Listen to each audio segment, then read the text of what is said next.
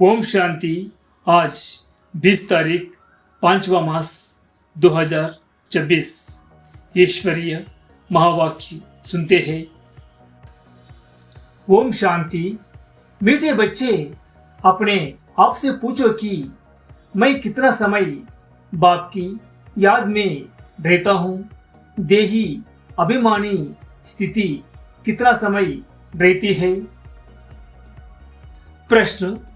तकदीरवान बच्चे ही बाप का कौन सा डायरेक्शन पालन करते हैं। उत्तर। बाप का डायरेक्शन है, मीठे बच्चे, आत्मा अभिमानी भव। तुम सब आत्माएं मेल हो, फीमेल नहीं। तुम आत्मा में ही सारा पार्ट भरा हुआ है। अब यही मेहनत व अभ्यास करो कि हम कैसे देही अभिमानी रहे। यही ऊंची मंजिल है। गीत। तकदीर जगाकर आई हूँ। ओम शांति। मीठे मीठे रूहानी बच्चों ने गीत सुना। रूहानी बच्चे अर्थात जीव की आत्माओं ने कहा कि हम नई दुनिया की तकदीर यानी स्वर्ग की तकदीर बनाकर रूहानी बाप के पास बैठे हैं। अब बच्चों को रूहानी अभिमानी अर्थात आत्मा अभिमानी बनना है। बड़े से बड़ी मेहनत यह है। अपने को आत्मा समझो और ऐसे समझो मुझ आत्मा ने 84 जन्म लिए हैं। कभी बैरिस्टर, कभी क्या पढ़ा हूँ। आत्मा मेल है, सब ब्रदर्स है, ना कि सिस्टर्स। आत्मा कहती ही है यह मेरा शरीर है, तो उस हिसाब से आत्मा मेल, यह शरीर फीमेल हो गया। हर बात को अच्छी रीति समझना है। बाप बड़ी विशाल महीन बुद्धि बनाते हैं। अब तुम जानते हो मुझ आत्मा ने 84 जन्म लिए हैं। संस्कार अच्छे व बुरे आत्मा में रहते हैं। उन संस्कारों अनुसार शरीर भी ऐसा मिलता है। सारा मदार आत्मा पर है। यह शरीर लेते हैं। अभी हम आत्माओं को बाप पढ़ाते हैं। यह है रूहानी ज्ञान जो रूहानी बाप देते हैं। पहली मुख्य बात, बच्चों को देही अभिमानी हो रहना है। देही अभिमानी हो रहना यह बड़ी ऊंची मंजिल है।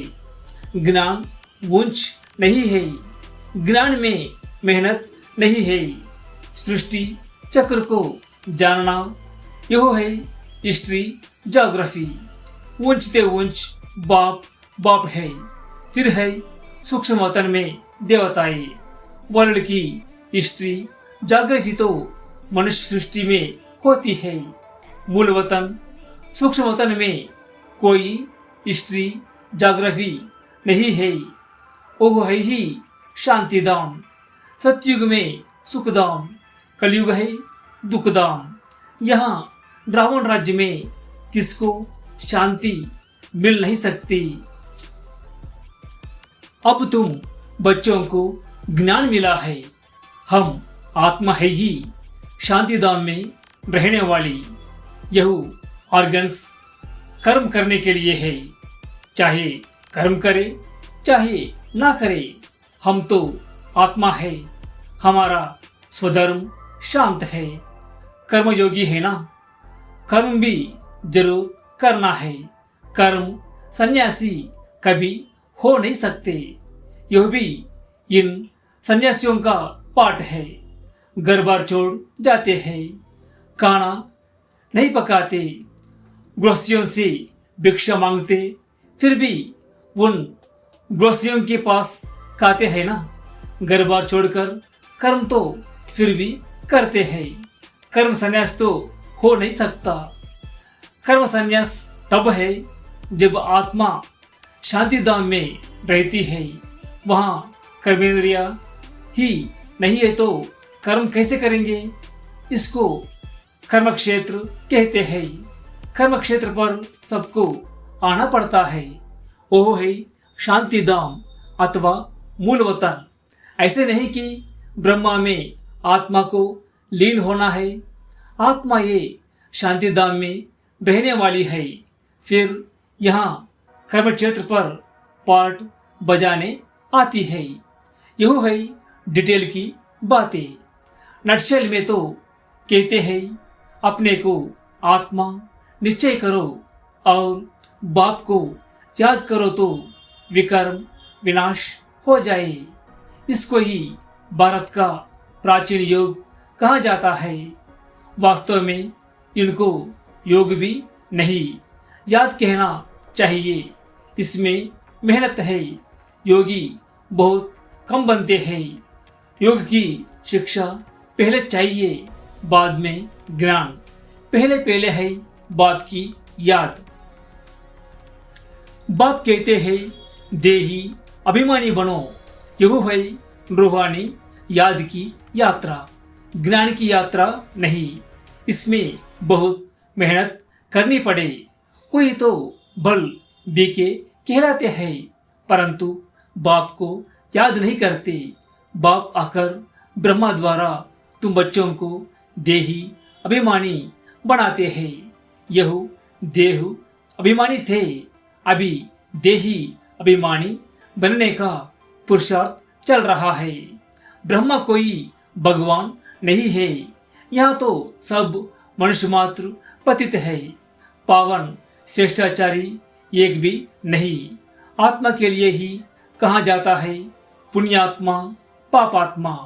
मनुष्य भी कहते हैं मेरी आत्मा को तंग नहीं करो, परंतु समझते नहीं है कि मैं कौन हूँ। पूछा जाता है हे जीव की आत्मा तुम क्या धंधा करते हो? कहेंगे मैं आत्मा इस शरीर द्वारा फलाना धंधा करता हूँ। तो पहले पहले यह निश्चय कर बाप को याद करो। यह रूहानी नॉलेज सिवाय बाप के कोई दे ना सके। बाप आकर देही अभिमानी बनाते हैं। ऐसे नहीं कि ज्ञान में कोई तीखे जाते हैं तो वह पक्के देही अभिमानी बने हैं। देही अभिमानी जो है वह ज्ञान को अच्छी रीति धारण करते हैं। बाकी तो बहुत है जो ज्ञान को अच्छी रीति समझते हैं, परंतु शिव बाबा की याद भूल जाते हैं। घड़ी घड़ी अपने को आत्मा समझ बाप को याद करना है। इसमें जिन मुआफिक बनना है। जिन की कहानी है बाप भी यह काम देते हैं। मुझे याद करो नहीं तो माया मुझे खा जाएगी, नहीं तो माया तुझे खा जाएगी। माया है जिन। जितना बाप को याद करेंगे तो विकर्म विनाश होंगे और तुमको बहुत कशिश होगी। माया उल्टा बनाकर तुमको बहुत तूफान में लाएगी। बुद्धि में यही याद रहे कि हम आत्मा बाप के बच्चे हैं। बस इसी खुशी में रहना है। देह अभिमान में आने से माया चमाट लगाती है। हाथ माताई का खेल भी दिखाते हैं। मुनहारा डालने से गुम हो जाते हैं। तुमको भी माया तंग नहीं करेगी अगर आप बाप की याद में रहेंगे तो। इस पर ही युद्ध चलती है। तुम पुरुषार्थ करते हो याद करने का, लेकिन माया ऐसा नाक से पकड़ेगी जो याद करने नहीं देंगी। तुम तंग हो सो जाएंगे। इतना माया से युद्ध चलेगी। बाकी वर्ल्ड की हिस्ट्री ज्योग्राफी तो मोस्ट सिंपल है। तुमको घड़ी घड़ी कहा जाता है हमेशा समझो अब हमारे 84 जन्म पूरे हुए। अब हम जाते हैं बाबा से मिलने। यह याद रहना ही मुश्किल है, बाकी किसको समझाना कोई मुश्किल नहीं है। ऐसे नहीं कि हम तो बहुत अच्छा समझाते हैं, नहीं, पहली पहली बात ही है याद की। प्रदर्शनी में देर आते हैं, पहले पहले यह सबका सिखाना है कि अपने को आत्मा निश्चय कर बाप को याद करो तो तमो प्रधान से सतो प्रधान बनेंगे। पहले लेसन ही यह देना है। भारत का प्राचीन योग कोई सिखा नहीं सकते। बाप जब आकर सिखाए तब सीख सकते। मनुष्यों को राजयोग सिखा नहीं सकते, इम्पॉसिबल है। सतयुग में तो है ही पावन, वहाँ तो प्रारब्ध भोगते हैं, वहाँ ज्ञान अज्ञान की बात ही नहीं। भक्ति मार्ग में ही बाप को पुकारते हैं कि आकर दुख हरो सुख दो। सतयुग त्रेता में कोई गुरु गोसाई होते नहीं, वहाँ तो सदगति पाई हुई है। सदगति का वर्षा 21 जन्म लिए तुम पा सकते हो। 21 पीढ़ी कहते हैं ब्रह्म कुमारी वो जो 21 पीढ़ी का उद्धार करे। यह भारत में ही गाया जाता है। भारत में ही तुमको 21 पीढ़ी का वर्षा मिलता है। वहाँ तुम एक ही देवी देवता धर्म वाले होते हो, दूसरा कोई धर्म नहीं। बाप आकर तुमको मनुष्य से देवता बनाते हैं। पवित्र होने बगैर हम वापस जा कैसे सकते? यहाँ तो सब विकारी पतित है। जो धर्म स्थापक है वो फिर फलाना पालना करते हैं, उनके धर्म की वृद्धि होती जाती है। वापस कोई भी जा नहीं सकते, एक भी एक्टर वापस जा नहीं सकता। सबको सतो प्रधान सतो रजो तमो में आना ही है। ब्रह्मा के लिए भी कहते हैं ब्रह्मा का दिन ब्रह्मा की रात। तो क्या सृष्टि में अकेला ही ब्रह्मा होगा क्या? अभी तुम ब्राह्मण कुल के बन रहे हो, तुम रात में थे अब दिन में जा रहे हो। तुमको समझाया है कि कितना समय पूज्यपने में रहते हो, कितने जन्म पुजारी बनते हो। जब तक बाप ना आए तब तक कोई भ्रष्टाचारी से श्रेष्ठाचारी बन ना सके। भ्रष्टाचारी उनको कहा जाता है जो विकार से पैदा होते हैं, इसलिए इसको हेल कहा जाता है। हेल और हेवन दोनों में अगर दुख हो तो फिर तो उनको हेवन ही ना कहा जाए। जब तक पूरा समझा नहीं है तो उल्टे सुलटे प्रश्न करेंगे। तुमको समझाना है भारत बहुत ऊंच था, जैसे ईश्वर की महिमा अपरम अपार है, वैसे भारत की भी महिमा अपरम अपार है। भारत क्या था, ऐसा किसने बनाया? बाप ने। जिसकी महिमा गाते हैं, बाप ही आकर बच्चों को विश्व का मालिक बनाते हैं। मनुष्य मात्र को दुर्गति से सदगति में ले जाते हैं, शांति धाम में ले जाते हैं, जिसके लिए ही मनुष्य पुरुषार्थ करते हैं। उसको अटल सुख, अटल शांति, अटल पवित्रता कहा जाता है। वहाँ तुम सुख में भी हो, शांति में भी हो और बाकी आत्माएं शांति में रहती है। मैक्सिमम जन्म तुम लेते हो, बाकी मिनिमम वाले अटल शांति में रहते हैं। वो जैसे मच्छरों सदृश आए, एक आधा जन्म पाठ बजाया, यह क्या उनकी कोई वैल्यू नहीं। मच्छरों की क्या वैल्यू है? रात को जन्मते हैं, रात को ही मर जाते हैं। इस समय बहुत करके शांति ही चाहते हैं, क्योंकि इस समय के गुरु लोग हैं शांति में जाने वाले। तुम यहाँ आए हो स्वर्गवासी बनने के लिए। स्वर्गवासी को शांतिवासी नहीं कहेंगे। शांतिवासी निराकारी दुनिया को कहा जाता है। मुक्ति अक्षर गुरुओं से सीखते हैं। माताएं व्रत नेम रखती है बैकुंठपुरी में जाने के लिए। कोई मरता है तो भी कहते हैं स्वर्गवासी हुआ। कोई होता नहीं है, लेकिन भारतवासी हेवन को ही मानते हैं। समझते हैं भारत पैराडाइज था। शिव बाबा भारत में ही आकर स्वर्ग की रचना रचते हैं तो जरूर यहाँ ही रचेंगे। स्वर्ग में तो नहीं आएंगे। कहते हैं मैं आता हूँ स्वर्ग और नरक के संगम पर, कल्प कल्प के संगम पर आते हैं। उन्होंने फिर युगे युगे लिख दिया है। कल्प का अक्षर भूल गए हैं। यह भी खेल बना हुआ है, फिर वही रिपीट होगा। इस अंतिम जन्म में तुम बाप को और सृष्टि चक्र को जानते हो, कैसे स्थापन होती है नंबरवार। सो अब तुम जानते हो यह सारा खेल तुम भारतवासियों पर ही बना हुआ है। अभी तुम बाप द्वारा राजयोग सीखते हो।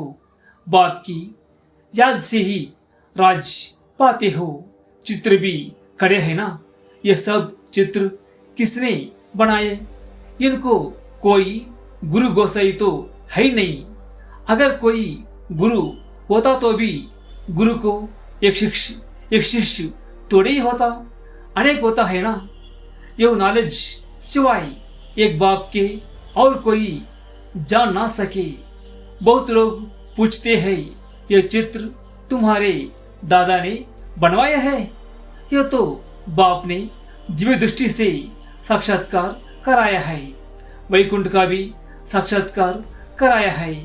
वहाँ कैसे स्कूल चलती है, क्या भाषा होती है, सब साक्षात्कार किए हैं। बच्चे भट्टी में थे तो बाबा बच्चों को बहलाते थे। कराची में सिर्फ तुम ही अलग रहे हुए थे, जैसे अपनी राजाई थी, अपनी ताक, अपनी बात दूसरा कोई समझ ना सके। समझते थे यह खुद प्लास्त है। बाबा ने समझाया है तुम हो नन बट वन। एक बाप के सिवाय और कोई को याद नहीं करना। वो नन्स क्राइस्ट को ही जानती है, उनके सिवाय कोई को नहीं। तुम जानते हो वर्षा एक शिव बाबा से मिलता है। शिव बाबा तो है ही बिंदी, वो भी कोई द्वारा समझाएंगे ना। प्रजापिता ब्रह्मा तो जरूर यहाँ होगा। बाप कहते हैं इनके बहुत जन्मों के अंत के जन्म में पतित शरीर में प्रवेश करता हूँ। अच्छा मीठे मीठे सिकिल दे बच्चों प्रति माता पिता बाप दादा का याद प्यार और गुड मॉर्निंग। रूहानी बाप की रूहानी बच्चों को नमस्ते। हम सभी रूहानी बच्चों की रूहानी माता पिता बाप दादा को याद प्यार और नमस्ते। शुक्रिया बाप दादा, शुक्रिया। धारणा के लिए मुख्य सार। पहले ज्ञान को अच्छी रीति धारण कर देही अभिमानी बनना है। यही मेहनत है, यही ऊंची मंजिल है। इस मेहनत से आत्मा को सतो प्रदान बनाना है। दूसरी, जिन बनकर याद की यात्रा करनी है। माया कितने भी विघ्न डाले, लेकिन मुख में मुल्हारा डाल देना है। माया से तंग नहीं होना है। एक की याद में रहकर तूफान हटा देना है। वरदान: साधनों को यूज करते हुए साधना को अपना आधार बनाने वाले सिद्धि स्वरूप भव। कोई भी पुरानी दुनिया के आकर्षणमय दृश्य, अल्पकाल के सुख के साधन यूज करते व देखते हो तो उन साधनों के वशीभूत हो जाते हो। साधनों के आधार पर साधना ऐसे है जैसे रेत के फाउंडेशन पर बिल्डिंग। इसलिए किसी भी विनाशी साधन के आधार पर अविनाशी साधना ना हो। साधन निमित्त मात्र है और साधना निर्माण का आधार है। इसलिए साधना को महत्व दो तो साधना सिद्धि को प्राप्त कराएगी। स्लोगन: किसी भी कमजोरी का अंश है तो वंश पैदा हो जाएगा और परवश बना देगा। अव्यक्त इशारे: सदा अचल अडोल एक रस स्थिति का अनुभव करो। बुद्धि को एक ठिकाने पर टिकाने की जो युक्ति मिली है वह स्मृति में रखो। हिलने ना दो देह और देह की दुनिया से न्यारे बन। मन बुद्धि के विमान से सेकंड में आकारी और निराकारी स्थितियों को अनुभव करो। बुद्धि को हिलने ना दो, नहीं तो युद्ध में समय बहुत व्यर्थ जाता है। जैसे तपस्वी सदैव आसन पर बैठते हैं, वैसे अपनी एक रस स्थिति के आसन पर विराजमान रहो, तब भविष्य सिंहासन मिलेगा। प्यारे भाई बहनों, यह ईश्वरीय ज्ञान जन जन तक पहुंचाने के लिए और इस सेवा को निरंतर जारी रखने के लिए आपके सहयोग की आवश्यकता है। यदि आप इस ज्ञान गंगा को दूसरों तक पहुंचाने में भागीदार बनना चाहते हैं तो कृपया नीचे दिए गए क्यूआर कोड को स्कैन करके या फोन पे के माध्यम से अपना बहुमूल्य योगदान दे सकते हैं। सहयोग के लिए धन्यवाद। ओम शांति।